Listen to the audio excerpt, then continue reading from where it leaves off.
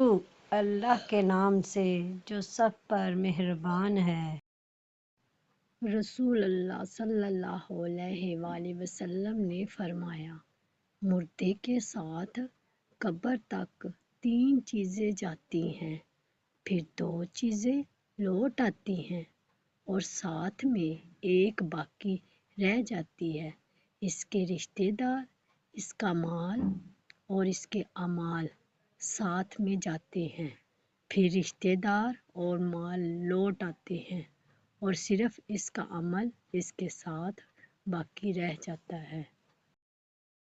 میں نے رسول اللہ صلی اللہ علیہ وآلہ وسلم کو یہ فرماتے ہوئے سنا، کسی آدمی نے کوئی برتن اپنے پیٹ سے زیادہ برا نہیں بھرا، آدمی کے لیے چند لقمے ہی کافی ہیں جو اس کی پیٹھ کو سیدھا رکھے، اور اگر زیادہ ہی کھانا ضروری ہو تو پیٹ کا 1/3 حصہ اپنے کھانے کے لیے، 1/3 پانی پینے کے لیے اور 1/3 سانس لینے کے لیے باقی رکھے۔ اللہ تعالی ہمیں